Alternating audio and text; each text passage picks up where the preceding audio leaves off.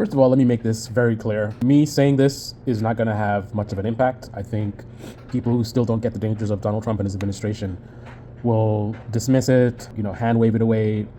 It's just if you're still MAGA and 25, there's no reaching you. But because I'm not completely immune to stupidity myself, I'm going to do the stupid thing of try to explain it to people that are not ever going to get it. So today we found out that the Trump administration has been communicating in a group chat on Signal, which is a big security issue. Communicating on a protocol on an app like that. I mean, there's so many issues with that. This is a company, a private company. There's so many problems with that. Also accountability. We, the American citizens, have a right to know what our government is doing, right?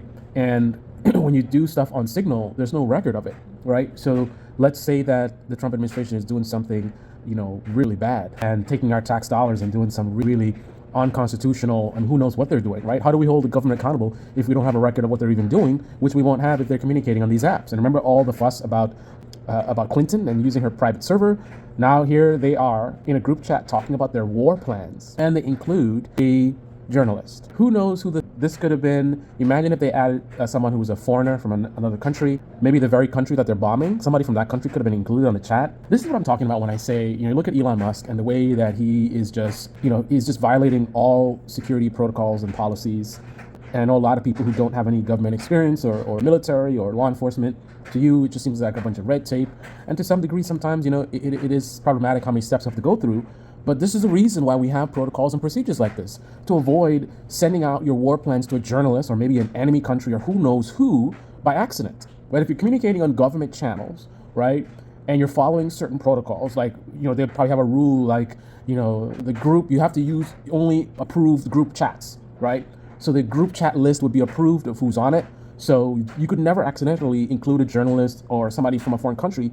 It's impossible because you don't have the ability to just all willy-nilly just add whoever, right? That's an example of one of the many potential policies and procedures that we have in place for this very reason. And this is what happens when you just, fly by night, just doing whatever and, that stuff matters. Let's just get it done. Yeah, slash and burn. Could you imagine what would have happened? Let's say this was a covert mission and we have our Navy SEALs and their plans being broadcast to the enemy, potentially, and then have them be ambushed and slaughtered, all because Trump, instead of hiring the most competent people, has hired a bunch of loyalists. I don't like Joe Biden, right? I do not like Joe Biden. I do not like the Democrats. Joe Biden was not sending out his war plans to journalists and other people because they're chatting on Signal instead of using official government channels, right? This is only one of many examples. I already said this. I made a video a long time ago that I told you a lot of things are going to come out in the future that are going to be the result of the sloppiness of people talk about DEI, but then we have the most unqualified cabinet probably in history, and those same people, they don't care.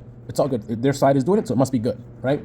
Well, unfortunately, I would like to say they're going to learn, but we're all going to learn, right? I guess learn is not the best word to use for that, but we are all going to suffer the consequences of the sloppiness. Red tape can be problematic, but the solution is to improve things, right? In terms of improve the safety protocols and procedures so they're faster and more effective.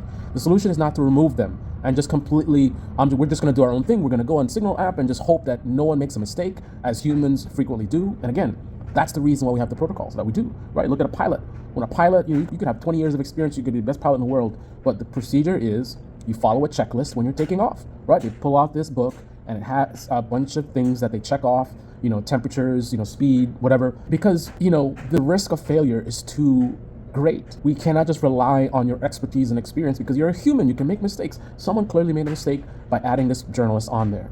And again, these types of things can be avoided by following procedures and protocols, right? These kind of things can be avoided by, instead of hiring a Fox News guy, you hire someone who has experience commanding the large groups of people, like the Department of Defense Secretary should be able to do, right? But again, tribal politics.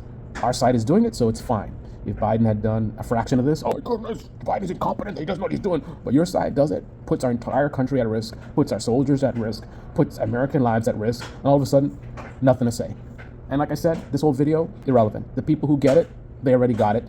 The people who need to get it, they didn't hear a word I just said. It's all just one ear and out the other. It's excuses. It's what about Biden? It's what about this and what about that and woke this and DEI, whatever. And bureaucracy, that's the buzzword. All you got to do is throw some buzzwords out and it's like, oh, yeah.